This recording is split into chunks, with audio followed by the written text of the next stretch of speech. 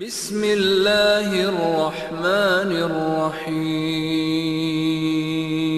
السلام علیکم ورحمۃ اللہ وبرکاتہ۔ الحمد للہ رب العالمین، والصلاۃ والسلام علی اشرف الانبیاء والمرسلین نبینا محمد وعلی آلہ واصحابہ اجمعین وبعد۔ میرا جان اسلام، دینی اور ملی بھائیوں، نوجوان دوستوں، احباب اور بزرگوں، قابل احترام ماں اور بہنوں، عزیز بچوں، اللہ کے فضل و کرم سے، اس کی توفیق سے عقیدہ و سنت سے متعلق سلف صالحین کے اقوال، اس عنوان سے یہ درس کا سلسلہ پچھلے سال سے تقریباً چل رہا ہے، اور یہ ہر 15 روز پر منگل کو منعقد ہوا کرتا تھا بعد نماز مغرب، لیکن اسے ذمہ داران کے مشورے کے ساتھ، منتظمین کے مشورے کے ساتھ، جمعیت کے احباب کے مشورے کے ساتھ اسے منگل کے بجائے بدھ کو اور مغرب کے بجائے عشاء کی نماز کے بعد منتقل کر دیا گیا ہے، اور اس سلسلے کی یہ آج کی پہلی کڑی ہے۔ انشاءاللہ تبارک و تعالیٰ یہ درس عشاء کی نماز کے بعد بدھ کو ہوا کرے گا۔ جس موضوع پر ہم نے آپ نے اس سے پہلے کے مجلسوں میں گفتگو کی ہے، وہ موضوع تھا اہل بدعت کی پہچان۔ اہل بدعت کی پہچان، اس سے پہلے ہم نے کئی درسوں میں یہ پڑھا ہے اہل سنت کی علامت کیا ہے، اہل سنت کی پہچان کیا ہے، اور اب جو بات زیر بحث ہے وہ ہے اہل بدعت کی پہچان۔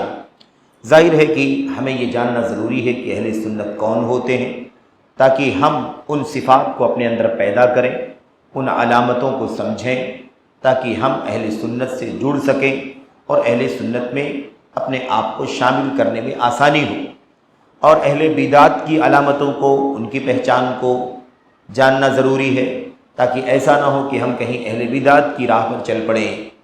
حالات فتنوں کے ہیں، مشکلات ہیں، عقیدے کے مسائل میں، سنت کے مسائل میں، منہج کے مسائل میں کافی کچھ انحرافات دنیا کے مختلف حصوں میں، خطوں میں ہمیں اور آپ کو دیکھنے کو، سننے کو مل رہا ہے۔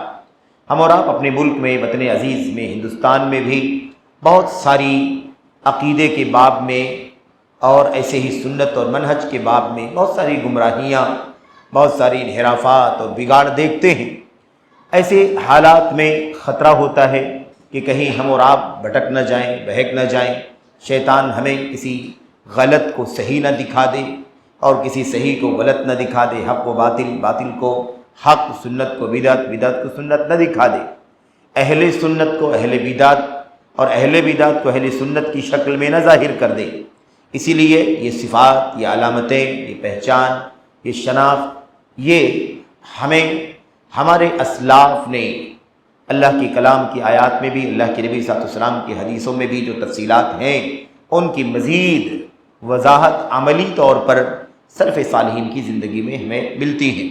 حضرات صحابہ کرام کی زندگی میں، تابعین کی زندگی میں، ان کے بعد سلسلہ وار مسلسل ائمہ کرام کی زندگی میں ہمیں اس کی بہت ساری مثالیں ملتی ہیں، بہت ساری تعلیمات اور ہدایات، حتیٰ کہ معاصرین یعنی اس دور میں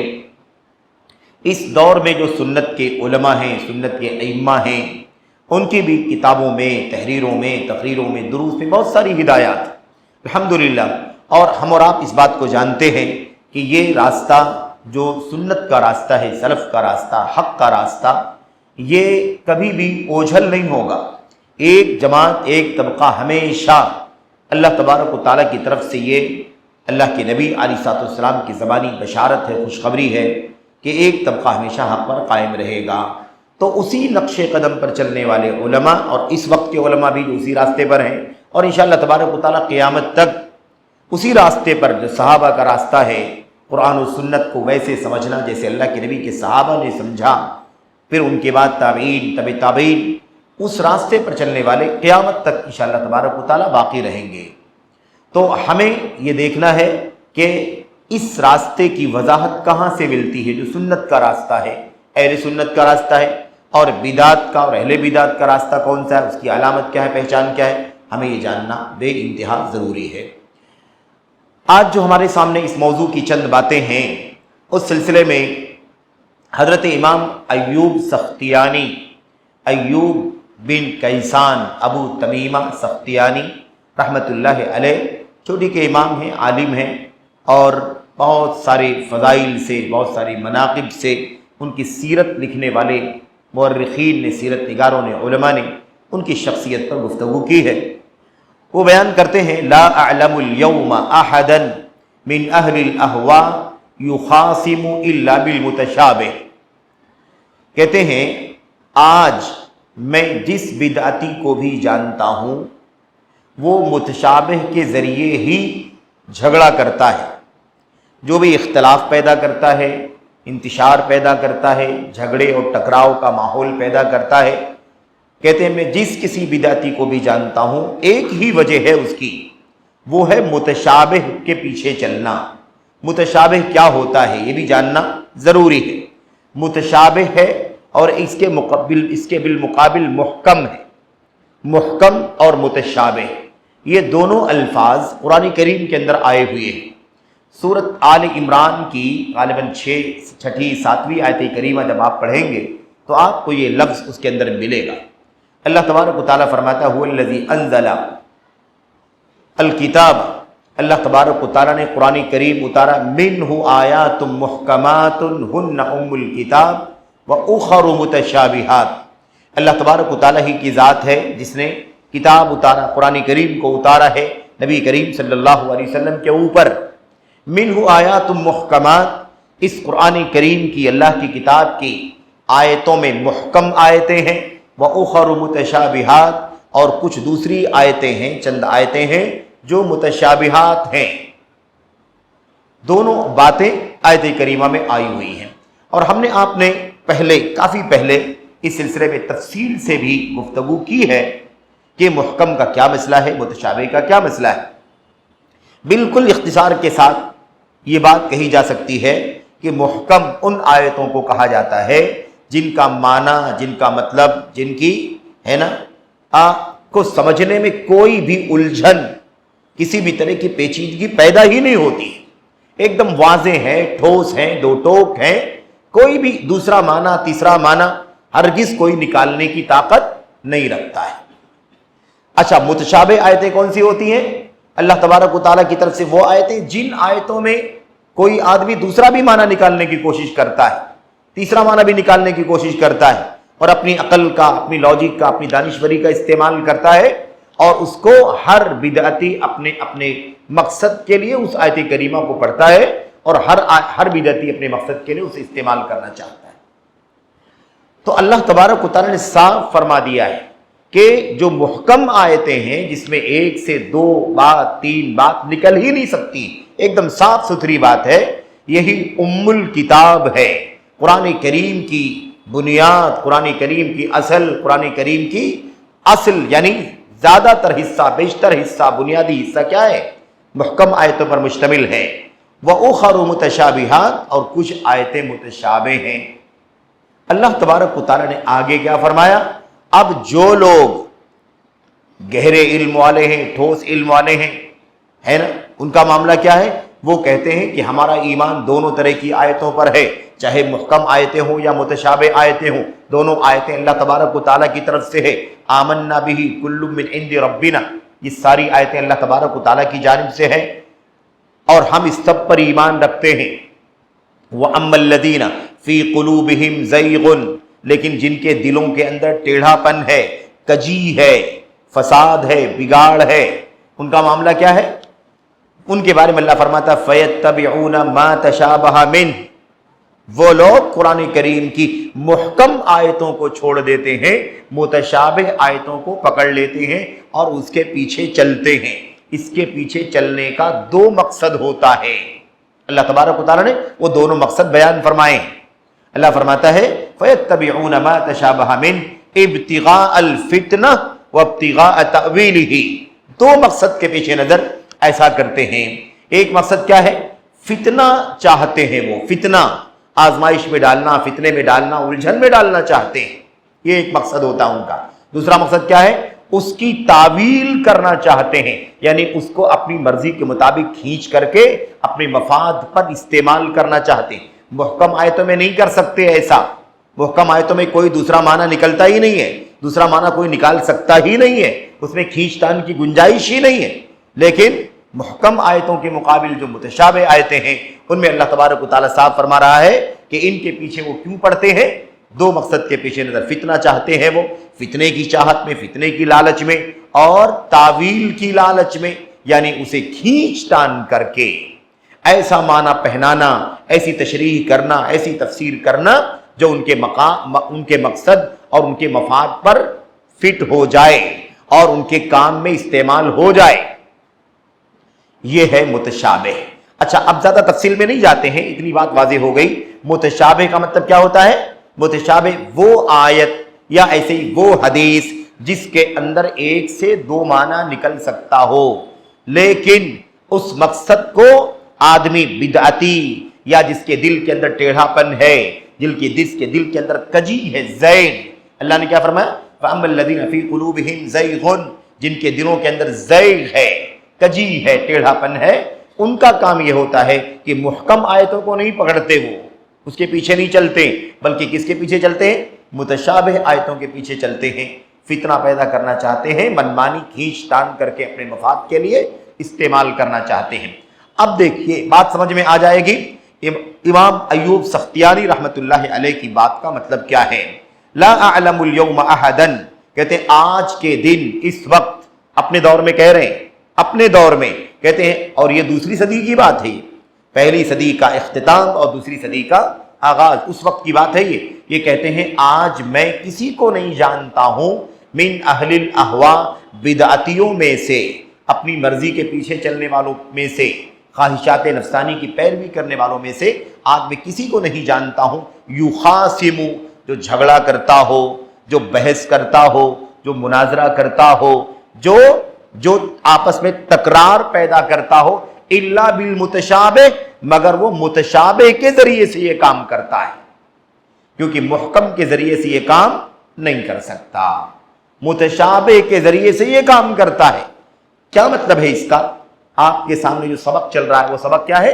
اہل بدعت کی پہچان، علامت اہل البدع، اہل بدعت کی پہچان۔ اب یہ اہل بدعت کی پہچان بتا رہے ہیں ایوب سختیاری رحمۃ اللہ علیہ کہ جتنی بدعتیوں کو میں نے آج تک جانا ہے، جتنی بدعتیوں کو بھی میں نے جانا ہے، میں نے یہی جانا ہے کہ یہ لوگ متشابہ کے پیچھے چل کر کے اختلاف، انتشار، جھگڑا اور آپس میں تکرار اور مناظرے کی صورت پیدا کر دیتے ہیں۔ اگر آپ اس کی تشریح میں جائیں تو میں سمجھتا ہوں کہ وقت کافی لگ جائے گا، لیکن جتنے بدعتی ہیں سارے بدعتیوں کا مسئلہ یہ ہے۔ اب اگر آپ روافظ کی لے لیں، رافضی شیعہ جن کو ہم کہتے ہیں، اگر یہ آل بیت رسول کی محبت کا دعویٰ کرتے ہیں اور پھر چند صحابہ کرام کو چھوڑ کر کے سارے صحابہ کرام کو مرتد کہتے ہیں، کافر کہتے ہیں، یہ کہاں سے لے کر کے آئے؟ کہاں سے لے کر کے آئے؟ کوئی آیت کریمہ قرآن کریم کی ایسی نہیں ہے، اللہ کے نبی کی کوئی حدیث ایسی نہیں ہے جس کے ذریعے سے وہ یہ معنی نکال سکتے ہوں، ثابت کر سکتے ہوں۔ محکم کوئی آیت، محکم کوئی حدیث ایسی نہیں ہے جس کے اندر یہ معنی کوئی نکال سکتا ہو۔ لیکن شیعوں نے کیا کیا؟ رافضیوں نے محکم آیتوں کو چھوڑ دیا، کوئی بھی محکم آیت کریمہ نہیں پکڑتے، کوئی محکم حدیث نہیں پکڑتے، کس کے پیچھے چلتے ہیں؟ یہ معنی، یہ مقصد ہے نا ان کا، آل بیت رسول کی تعریف، منقبت، شان، اور ان کے بالمقابل ابو بکر صدیق کو، عمر بن خطاب کو، عثمان غنی کو، خاص طور پر ان تین خلفاء کو، خلفائے ثلاثہ کو کیا ثابت کرتے ہیں؟ وہ ان کو ناصبی ثابت کرتے ہیں۔ ناصبی جانتے ہیں نا؟ ناصبی انہی رافضیوں کے مقابل میں ہے۔ روافظ کیا کرتے ہیں؟ رافضی شیعہ یہ آل بیت رسول سے محبت کا دعویٰ کرتے ہیں، اور ناصبی کون ہوتے ہیں؟ جو آل بیت رسول سے نفرت کرتے ہیں۔ تو ناصبی ایک فرقہ ہے جو اہل بیت سے نفرت کرتا ہے، اور روافظ ایک فرقہ ہے جو اہل بیت سے محبت کا دعویٰ کرتا ہے، بیجا، ضرورت سے زیادہ، اصولوں سے ہٹ کر منمانی یہ کام کرتا ہے۔ اہل بیت رسول سے تو اہل سنت محبت کرتے ہیں صحیح معنوں میں، جیسی محبت ہونی چاہیے، جیسا احترام ہونا چاہیے۔ تو نواصب کون ہے؟ آل بیت رسول سے دشمنی رکھنے والے۔ اب یہ رافضی اہل سنت کو کیا کہتے ہیں؟ کہتے ہیں اہل سنت یہ ناصبی ہیں، جو اپنے آپ کو اہل سنت کہتے ہیں ان کو کیا کہتے ہیں؟ یہ ناصبی کہتے ہیں۔ ظاہر سی بات ہے اہل سنت کبھی آل بیت رسول کو گالی نہیں دیتے، کبھی نعوذ باللہ برا بھلا نہیں کہتے، آخر ہم حضرت علی بن ابی طالب کو ام المومنین اور حضرت فاطمہ کو، حضرت حسن کو، حسین کو، ان کی اولاد کو، اولاد کی اولاد کو، اولاد کی اولاد کو ہم کبھی بھی اپنی زبان سے کبھی برا لفظ استعمال کرنا نکالنا حرام سمجھتے ہیں، ایمان میں خلل سمجھتے ہیں اگر کوئی آل بیت رسول کی توہین کرتا ہے، یہ ہمارا ایمان ہے۔ لیکن اب رافضیوں نے کیا کیا؟ سب سے پہلے تو ان لوگوں نے متشابہ کو پکڑا، متشابہ کو پکڑا۔ کون سی متشابہ کو پکڑا؟ اللہ کے نبی صلی اللہ علیہ وسلم کی حدیث صحیح مسلم میں، اللہ کے نبی صلی اللہ علیہ وسلم کی حدیث مسند احمد بن حنبل میں ایسی حدیثیں لے کر کے آئے جس کے اندر اپنی مرضی کے مطابق یہ ثابت کرتے ہیں کہ اللہ کے نبی علیہ السلام نے آل بیت رسول میں حضرت فاطمہ کو کہا، حضرت علی کو کہا، حضرت حسن کو کہا، حضرت حسین کو کہا، بس انہی کو آل بیت رسول کہا، آپ نے اپنی بیویوں کو آل بیت میں شامل نہیں کیا، ازواج مطہرات کو، بیویوں کو آل بیت میں شامل نہیں کیا۔ یہ کہاں سے لے کر کے آئے؟ ہم نے کہا نا صحیح مسلم کی ایک حدیث لے کر کے آئے، حضرت امام احمد بن حنبل کی کتاب مسند احمد بن حنبل سے ایک حدیث لے کر کے آئے۔ لیکن ہم نے عرض کیا کہ یہ متشابہ سے اپنا مقصد نکالنا چاہتے ہیں، انہی حدیثوں کو جب محدثین سنت کی نظر سے دیکھتے ہیں، رافضیت اور شیعت کی نظر سے نہیں دیکھتے بلکہ سنت کی نظر سے دیکھتے ہیں، اسے صحابہ نے سمجھا، تابعین نے سمجھا، تو الحمدللہ بات ایک دم صاف ہو جاتی ہے، کہیں بھی اس کے اندر شیعوں کی بات ثابت نہیں ہوتی، شیعوں کی بات ثابت نہیں ہوتی۔ اب میں ان تفصیلات میں اس وقت نہیں جانا چاہ رہا ہوں تاکہ بات لمبی نہ ہو جائے، لیکن میں صرف اجمالی طور پر متشابہ کے پیچھے چلنا اور اس کا مقصد کیا ہوتا ہے، اور یہ بدعتیوں کی پہچان ہے۔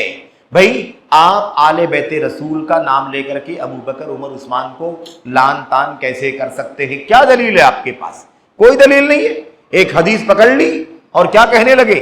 من کنت مولاہ فعلی، دوسری مثال دے رہا ہوں میں، دوسری مثال، من کنت مولاہ فعلی مولا، مولا علی کا لفظ نکالا کہاں سے شیعوں نے؟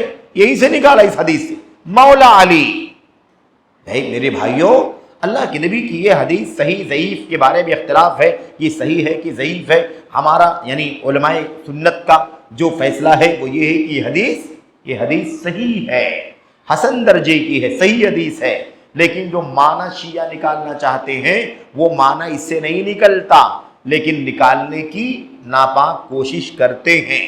اب کہتے ہیں من کنت مولاہ فعلی مولا، میں جس کا دوست ہوں علی بھی اس کے دوست ہیں، میں جس کا مولا ہوں علی بھی اس کے مولا ہیں۔ اب یہ کہتے ہیں کہ مولا کے معنی خلیفہ کے ہوتے ہیں، مولا کا معنی کیا لے لیا؟ خلیفہ۔ بھئی مولا کا معنی خلیفہ پوری عربی زبان میں کہیں نہیں ملتا، کسی مفسر نے نہیں بتایا، کسی شارح حدیث نے نہیں بتایا، کسی عقیدے کے عالم نے نہیں بتلایا، کسی سیرت نگار نے نہیں بتلایا، کسی مورخ نے نہیں بتلایا، کسی نے نہیں، کہیں بھی نہیں بتلایا کہ مولا کا معنی والی ہوتا ہے، مولا کا معنی حاکم ہوتا ہے، مولا کا معنی خلیفہ ہوتا ہے، مولا کا معنی ولی امر اور حکمران ہوتا ہے، یہ معنی کہیں بھی نہیں ہے۔ لیکن ایک حدیث کو پکڑا اور کھینچ تان کر کے، تعویل کر کے اس کا معنی کیا نکالنا چاہتے ہیں کہ اللہ کے نبی علیہ السلام نے فرما دیا تھا کہ حضرت علی رضی اللہ تعالیٰ عنہ میرے بعد مولا ہوں گے، یعنی خلیفہ ہوں گے۔ غلط، کوئی دلیل نہیں ہے اس کی کہ نبی کریم صلی اللہ علیہ وسلم نے ایسی کوئی بات کہی ہے، اور مولا کا معنی کبھی بھی گورنر کے، حاکم کے، خلیفہ کے، بادشاہ کے ہوتے ہی نہیں ہیں۔ لیکن اب ان کو تھوڑا سا کہتے ہیں ڈوبتے کو تنکے کا سہارا، اب کہیں سے ان کو مل گیا کہ اللہ کے نبی نے اپنا ذکر کیا اور حضرت علی کا ذکر کیا، میں جس کا ولی ہوں، مولا ہوں، علی بھی اس کے مولا ہیں، میں جس کا مددگار ہوں علی بھی اس کے مددگار ہیں، میں جس سے محبت کرنے والا ہوں علی بھی اس سے محبت کرنے والے ہیں، جو مجھ سے محبت کرنے والا ہے وہ علی سے بھی محبت کرنے والا۔ یہ ہے معنی اس حدیث کا۔ انہوں نے کیا کر لیا؟ شیعوں نے تعویل کر لی، تعویل۔ اللہ کے نبی نے کہا میں جس کا مولا ہوں علی بھی اس کے مولا ہیں، اللہ کے نبی نے اپنا ذکر کیا، علی کا ذکر کیا۔ اللہ کے نبی علیہ السلام جب دنیا میں نہیں رہیں گے، وفات پا جائیں گے، تو اب اللہ کے نبی کے بعد خلیفہ کون بنے گا؟ علی بنیں گے، اس لیے کہ اللہ کے نبی نے فرمایا میں جس کا مولا ہوں علی اس کے مولا ہے۔ معنی کیا لے لیا؟ میں جن مسلمانوں کا ذمہ دار ہوں علی بھی ان کے ذمہ دار ہیں۔ میں بحیثیت نبی ذمہ دار تھا اور حضرت علی بحیثیت خلیفہ ذمہ دار ہوں گے، یعنی اللہ کے نبی کے بعد علی کا نام آیا ہے۔ اس طرح سے ان لوگوں نے اپنا مقصد حاصل کرنے کے لیے اس حدیث کو اپنی بنیاد بنا لیا۔ یہ ہے متشابہ کے پیچھے پڑنا، متشابہ کے پیچھے پڑنا۔ یہاں ثابت نہیں ہوتا مولا کا معنی کسی نے حاکم نہیں بتلایا۔ اور اس کے علاوہ میرے بھائیوں، یہی اسی حدیث پر بنیاد رکھ کر کے ان شیعوں نے کیا کہا؟ ان شیعوں نے کہا علی رضی اللہ تعالیٰ عنہ اللہ کے نبی علیہ السلام کے داماد ہیں، اللہ کے نبی علیہ السلام کے خلیفہ ہیں بلا فصل۔ خلیفہ بلا فصل، خلیفہ تو ہیں لیکن چوتھے نمبر پر ہے نا، بیچ میں فصل ہے، فاصلہ ہے، ابو بکر صدیق کا فاصلہ، عمر بن خطاب کا فاصلہ، عثمان غنی کا فاصلہ، لیکن وہ کہتے ہیں کہ علی اللہ کے نبی علیہ السلام کے بعد خلیفہ ہوں گے بلا فصل، کوئی بیچ میں گیپ نہیں ہوگا۔ ابو بکر عمر عثمان نے گیپ کیا، یعنی حضرت علی کی خلافت پر قبضہ کیا، ناجائز چھین لیا اور ان کو خلیفہ نہیں بننے دیا۔ ابو بکر نے چھینا، پھر عمر بن خطاب نے بھی چھینا، عثمان غنی نے بھی چھینا، چوتھے نمبر پر جا کر کے ان کو خلیفہ بننے دیا۔ اب یہ پوری بدعت کہاں سے نکلی میرے بھائیوں؟ اسی متشابہ کے ذریعے سے نکلی ہے۔ کسی نے مولا کا معنی کہیں بھی حاکم اور بادشاہ اور خلیفہ نہیں ہوتا، زبردستی ان لوگوں نے تعویل کر کے، تو یہ اہل بدعت کی پہچان ہے قرآن۔ اچھا، یہ بات اتنی بڑی بات کہ ابو بکر صدیق نے خیانت کی، عمر بن خطاب نے خیانت کی، حضرت عثمان غنی نے خیانت کی، نعوذ باللہ ان تینوں خلفائے راشدین کو ثلاثہ کو اللہ کے نبی علیہ السلام نے اپنی منبر پر کھڑے ہو کر کے ایک ساتھ میں جنت کی بشارت دی ہے۔ اللہ کے نبی کی زبان سے حضرت علی کا نام چوتھے نمبر پر آیا۔ ابو بکر جنت میں ہے، عمر جنت میں ہے، عثمان جنت میں ہے، علی جنت میں ہے، طلحہ جنت میں ہے، زبیر جنت میں ہے۔ اس طرح اللہ کے نبی نے بیان فرمایا۔ اس حدیث کو کیوں نہیں بیان کرتے شیعہ؟ اس لیے کہ یہ کیا ہے؟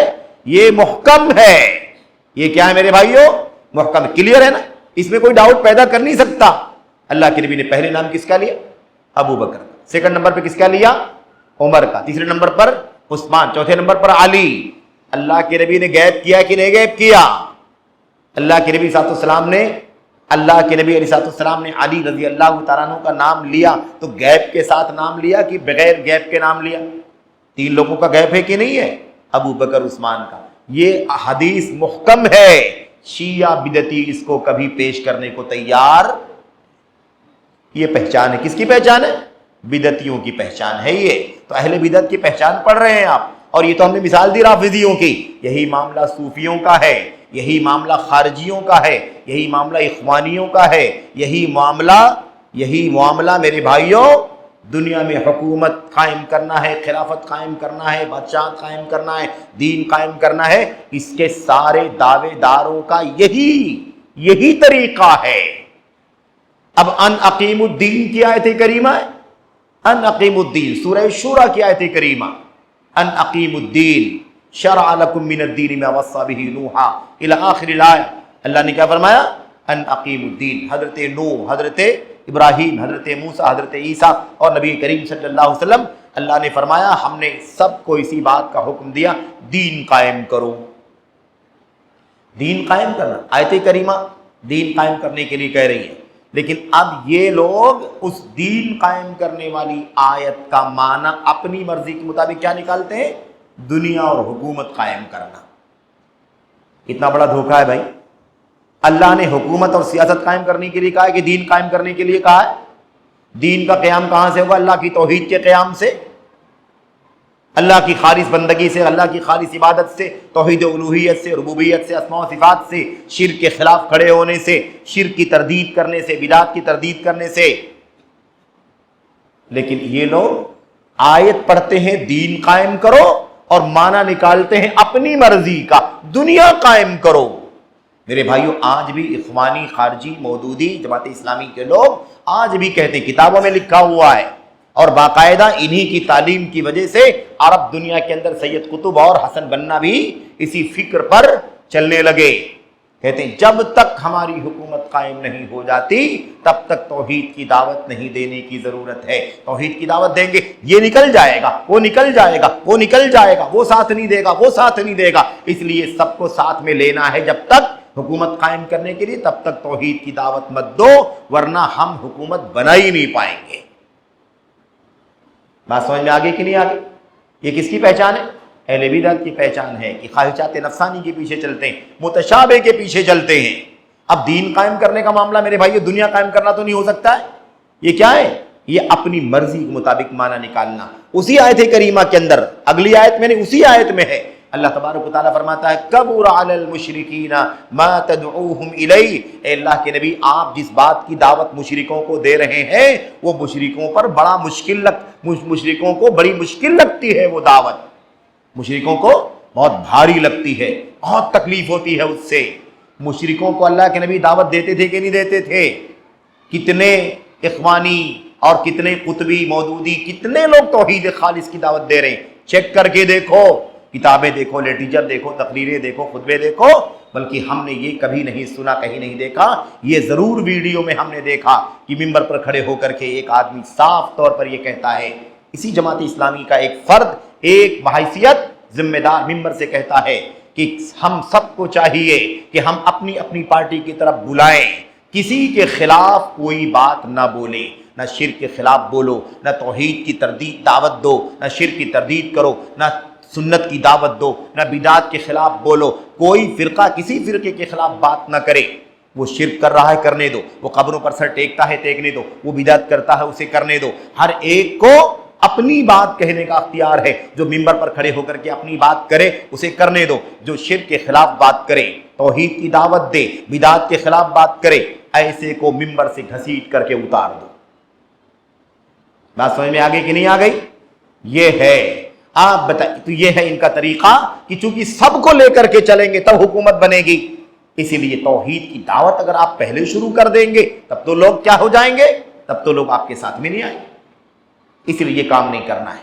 جس عقیدے پہ رہنا ہو رہو، آپ کا شرک، آپ کا قبر، آپ کا مزار، آپ کی دعوت، آپ کی بدعت، جو بھی آپ کر رہے ہیں آپ رہیے اپنے عقیدے پر۔ یہی نہیں بلکہ حتیٰ کہ لوگ اپنے اپنے اسلام کے خلاف دھرم پر بھی رہیں۔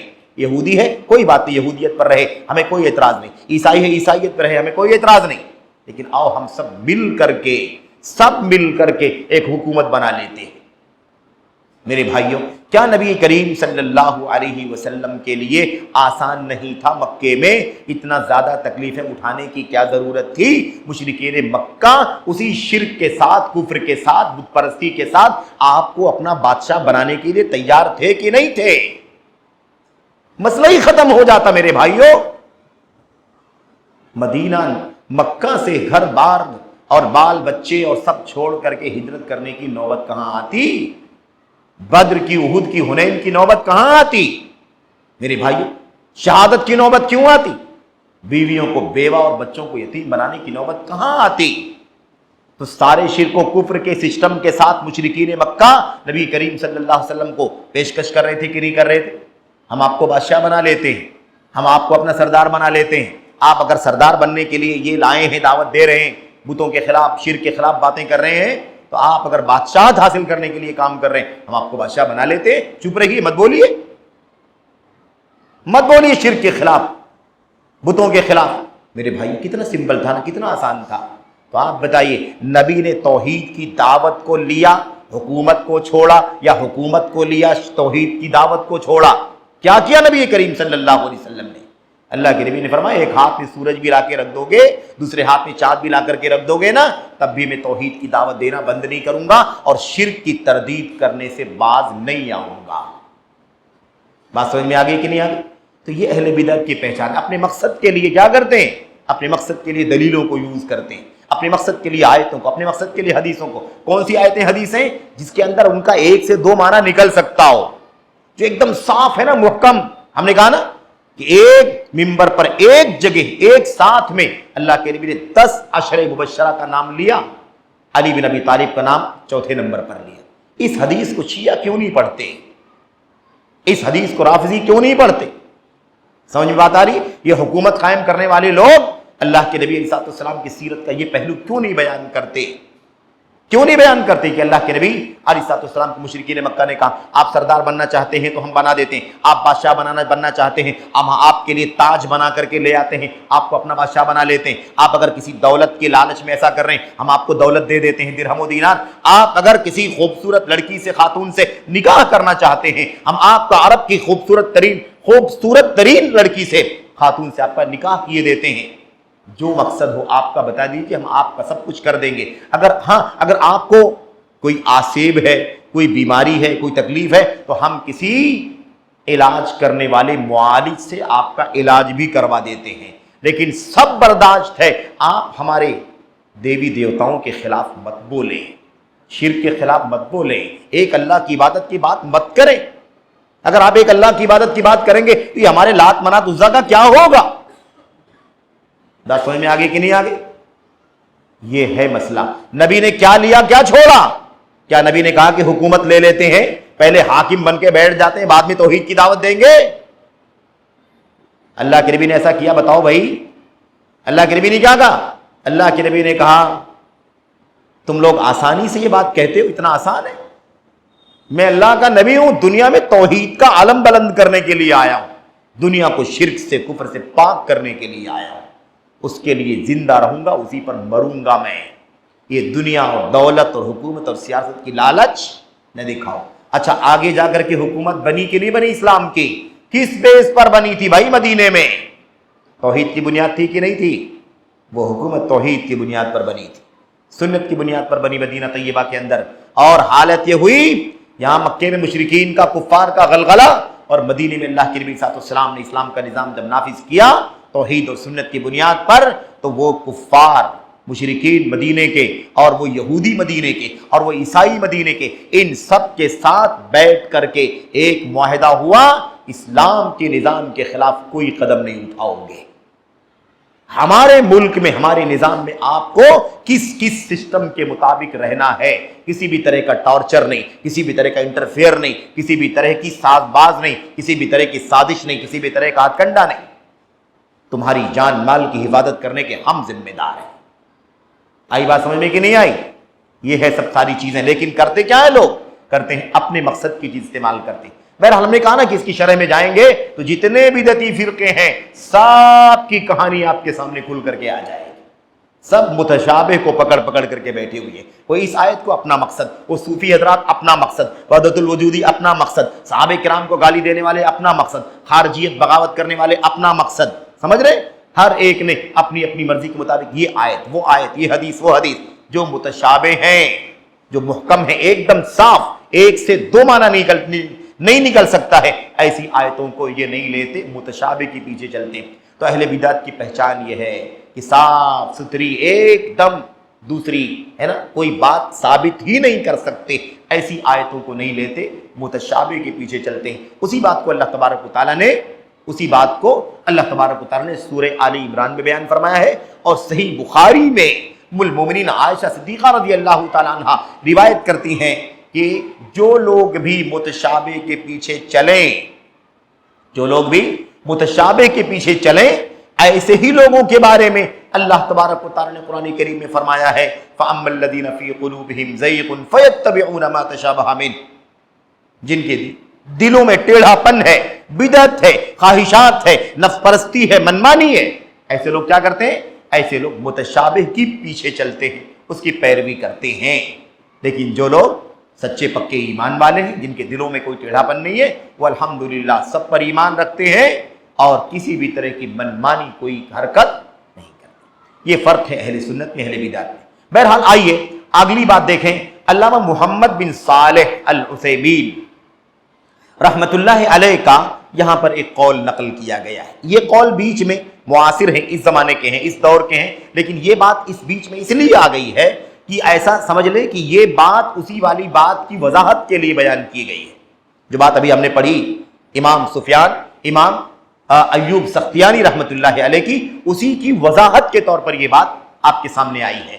علامہ محمد بن صالح العثیمین رحمت اللہ علیہ فرماتے ہیں لِأَهْلِ الْبِدَعِ عَلَامَاتٌ مِنْهَا، بدعتیوں کی کچھ نشانیاں ہیں، بدعتیوں کی کچھ نشانیاں ہیں، ان میں سے 2-3 نشانیاں شیخ نے بیان فرمائی ہیں۔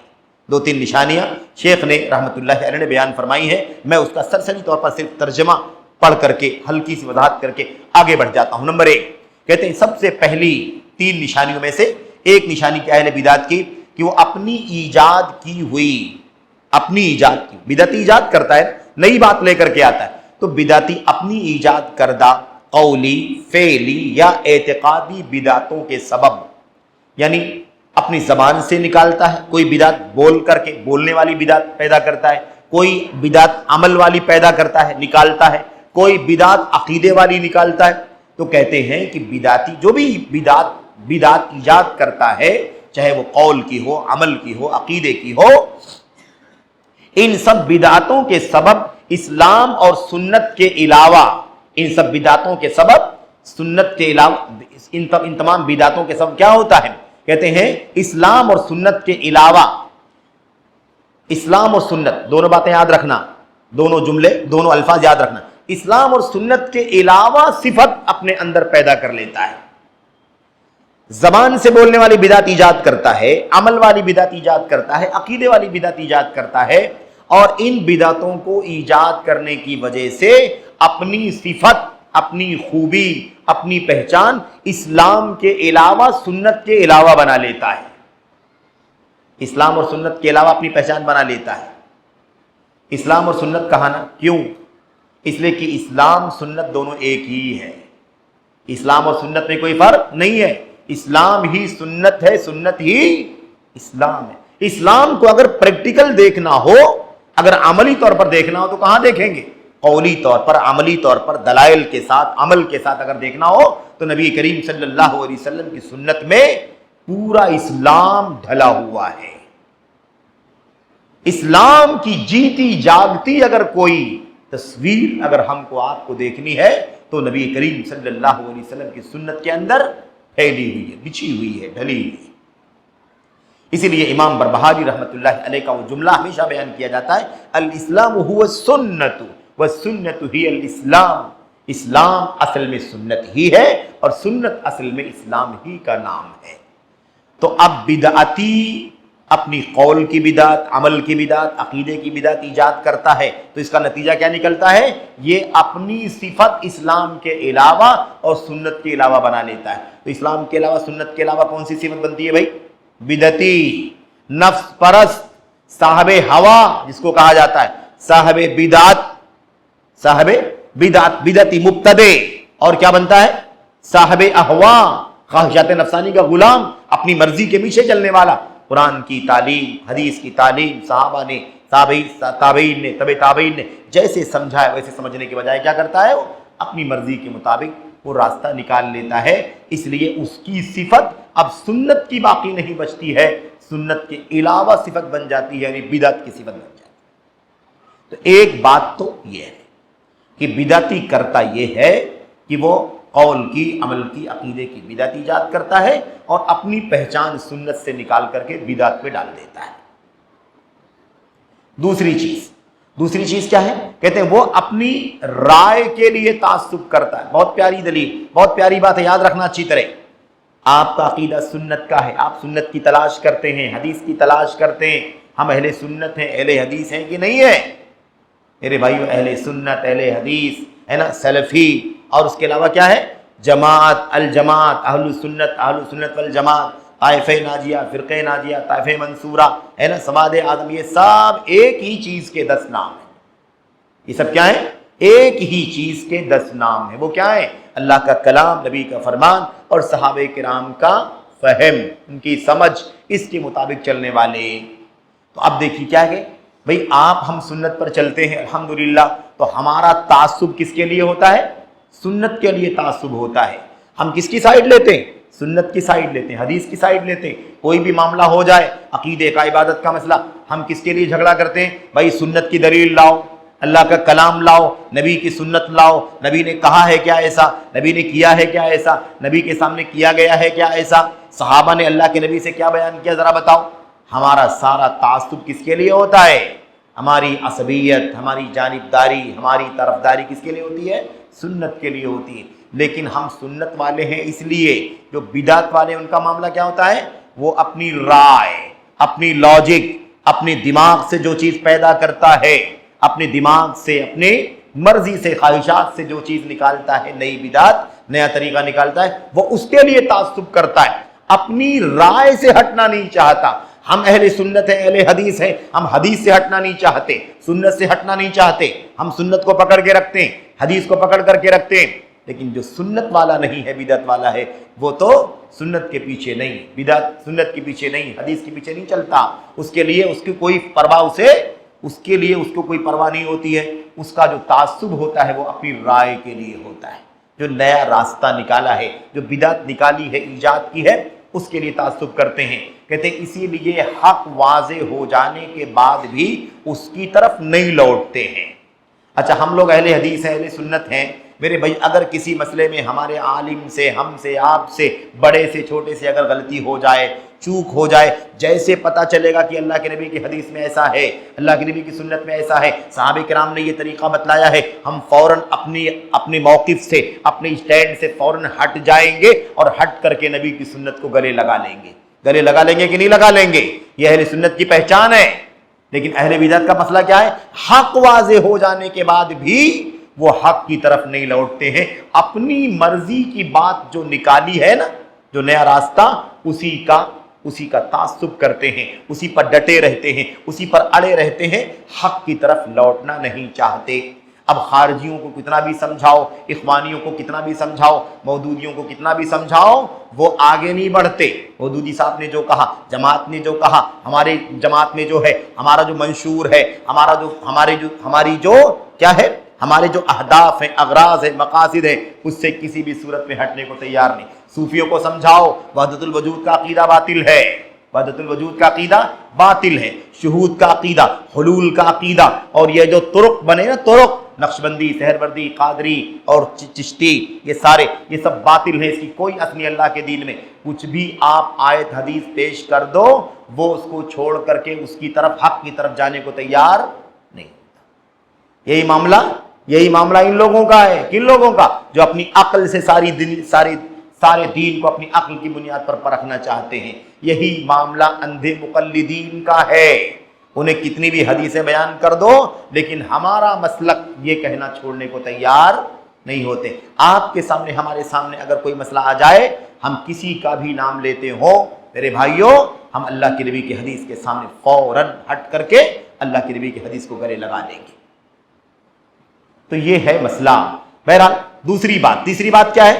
امام شیخ محمد بن صالح العثیمین فرماتے ہیں تیسری جو پہچان ہے بدعتیوں کی، وہ پہچان یہ ہے کہ وہ اسلام اور دین کے ائمہ اور علماء کو ناپسند کرتے ہیں۔ جاؤ چیک کر کے دیکھو میڈیا پر، بدعتی، رافضی، اخوانی، خارجی، ہے نا، صوفی، اور اس کے علاوہ دنگائی، عقلانی، فسادی، جتنے ہیں، صحابہ کو گالی دینے والے، حدیث کی توہین کرنے والے، ان سارے بدعتیوں کے یہاں آپ کو ایک چیز ملے گی، کیا؟ صرف اور صرف چوٹی کے بڑے بڑے سنت کے علماء کی برائی کرنا، ان پر تانا کسنا، عیب جوئی کرنا، طنز کرنا، بہتان لگانا، الزام لگانا، گالی دینا، لان تان کر، سب کچھ کرتے ہیں۔ یہ اہل بدعت کی پہچان ہے، اہل بدعت کی پہچان ہے، اور میں اس حال میں ذکر کر چکا ہوں میرے بھائیوں۔ اور جو سنت کا امام، سنت کا عالم جتنا زیادہ سنت پر کھڑا رہے گا اور جتنا زیادہ بدعت کے خلاف ننگی تلوار بنا رہے گا، اس کے خلاف اتنا ہی زیادہ نفرت اور دشمنی کا مظاہرہ۔ معاصرین کا اگر آپ نام لے لیں اس زمانے کے لوگوں کے، تو علامہ البانی، علامہ عبدالعزیز بن عبداللہ بن باز، علامہ ابن عثیمین اور علامہ شیخ صالح فوزان جو بھی باحیات ہیں، اور بھی یہ برائے بطور مثال ہے، ایسی 50 نام علماء کرام کے۔ میں آپ کو بتانا چاہتا ہوں کہ ابھی قریب میں چند مہینوں پہلے علامہ ربیع بن ہادی بن عمیر المدخلی رحمۃ اللہ علیہ کی وفات ہوئی ہے، اور آپ سب جانتے ہوں گے، سنت کے طلباء، علماء اور ہمارے بزرگان جانتے ہوں گے، ہماری مائیں بہنیں، کہ علامہ ربیع بدعتیوں کے خلاف ننگی تلوار تھی۔ ان کی کتابیں، ان کے لٹریچر، ان کی تقریریں، ان کے فتاوے، میرے بھائی سارے باطل کے خلاف ننگی تلوار۔ وہ کسی بدعت کو برداشت کرنے کو تیار نہیں تھے، نہ صوفیت، نہ رافضیت، نہ خارجیت، نہ دنگا، نہ اخوانیت، کچھ بھی نہیں۔ ان سب کی قلعی کھولتے تھے۔ وفات کے بعد سارے بدعتی جتنے تھے نا میرے بھائیوں، ہے نا، وہ اخوانی تھا، وہ فلاں تھا، وہ خارجی تھا، وہ جتنے تھے یہ سب کے سب بالکل ہے نا اچھل کر کے باہر نکلنے لگے۔ ان کی ویڈیوز آ رہی ہیں، وہ گالیاں دے رہے ہیں، لان تان کر رہے ہیں اور ان کی برائیاں کر رہے ہیں، وہ ایسے تھے، وہ ایسے تھے، وہ فلاں تھے، وہ فلاں تھے۔ جب تک زندہ تھا وہ سنت کا امام، کسی کو دم نہیں تھا، کسی کو ہمت نہیں تھی کہ کوئی بات کرنے کے لیے سامنے آ جائے۔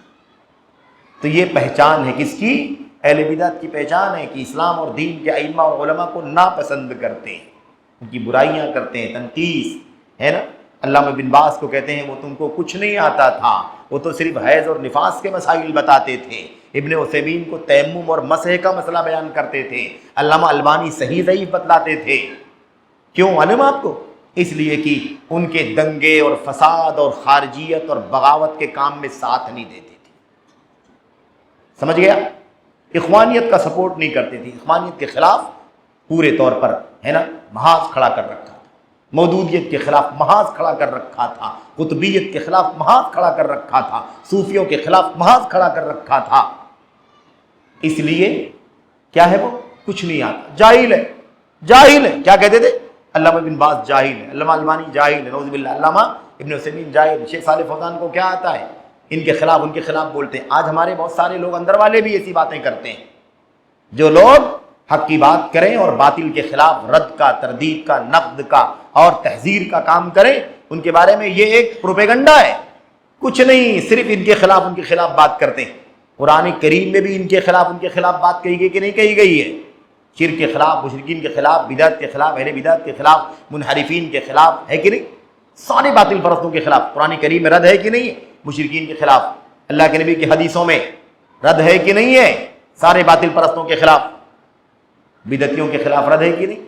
میرے بھائیوں، اہل علم نے، امت کے علماء نے کتابیں لکھی، کتابیں دیکھو، ہے نا، معتزلہ کی تردید میں، جہمیہ کی تردید میں، صوفیہ کی تردید میں، ہے کہ نہیں؟ کتابیں بھرمار ہیں، ایک دو نہیں، سینکڑوں ہزاروں کتابیں آپ کو مل جائیں گی میرے بھائیوں۔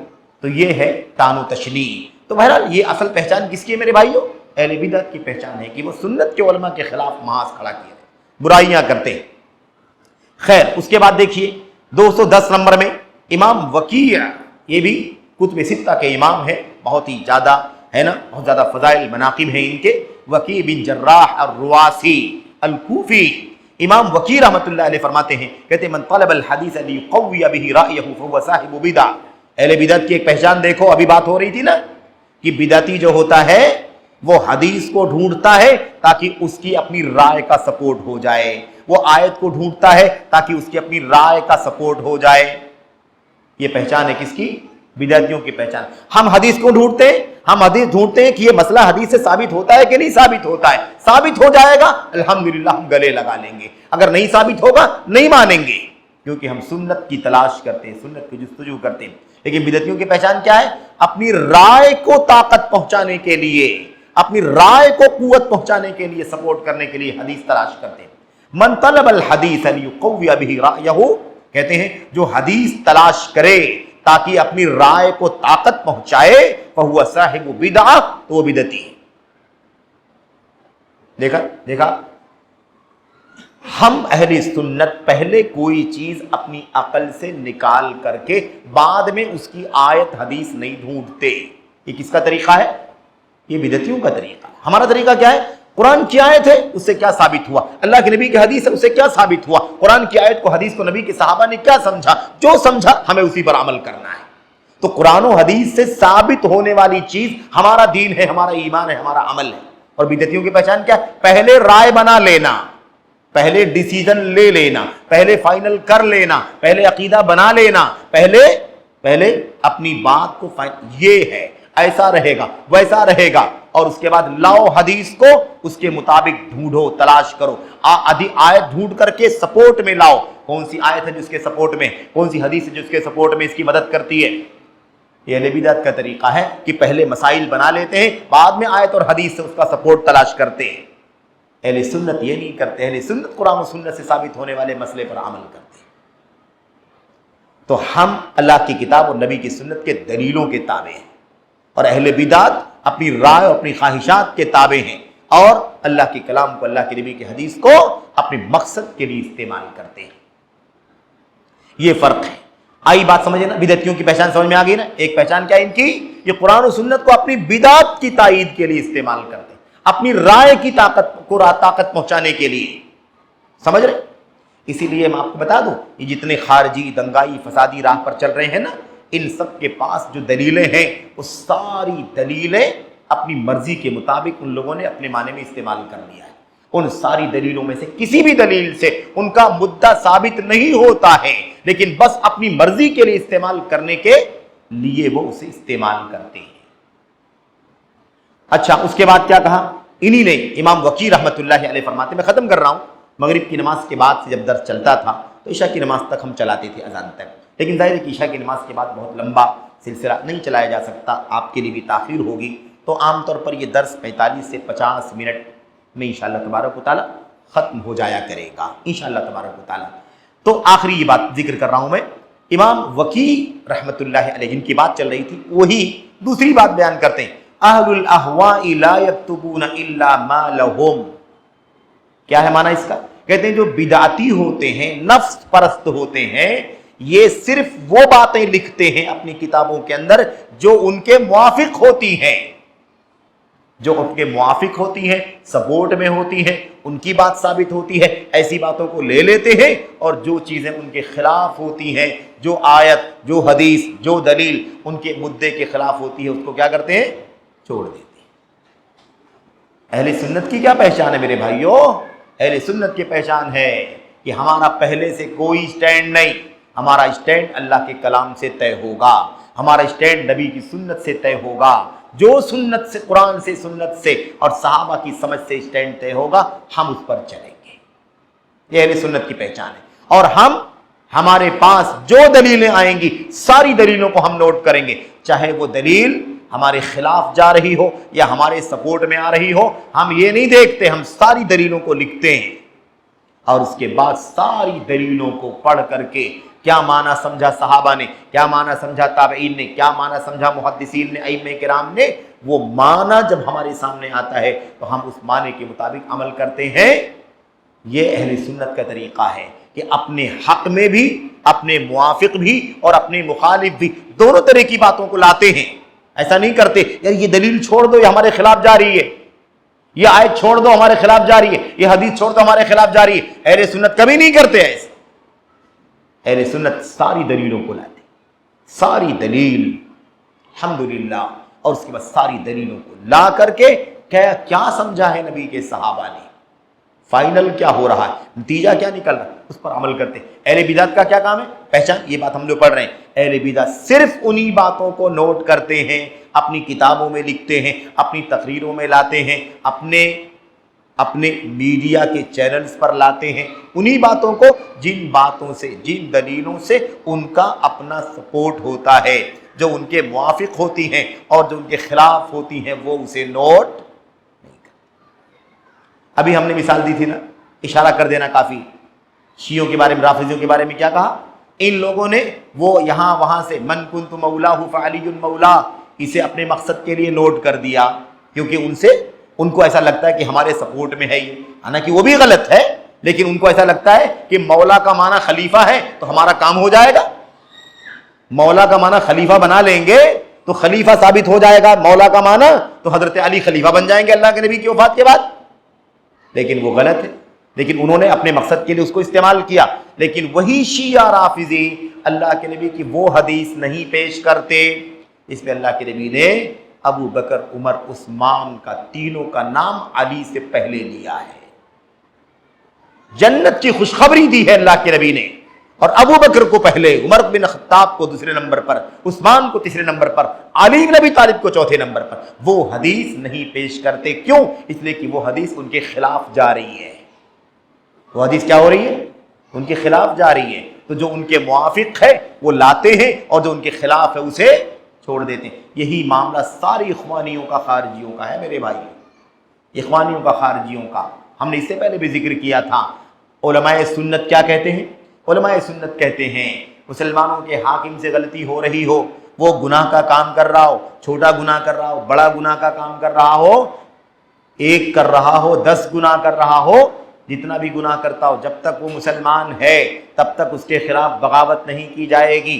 नसीहत करो, समझाओ, दुआएं करो, तन्हाई में नसीहत करो। यह है कि नहीं अल्लाह के नबी की हदीस में? लेकिन ये कोई भी इख्वानी मौदूदी खारजी उन हदीसों को कभी नहीं पढ़ता। दुआ करो नहीं पढ़ते, तन्हाई में समझाओ नहीं पढ़ते। क्यों? उनके खिलाफ है। और हम लोग पढ़ते हैं, हमारे उलमा पढ़ते हैं तो क्या कहते हैं? कहते हैं ये बुज़दिली का रास्ता दिखाते हैं। बुज़दिली तो क्या करते? बेइज्जती भी करते, तानो तशनी भी करते हैं, ऐब जुई करते हैं।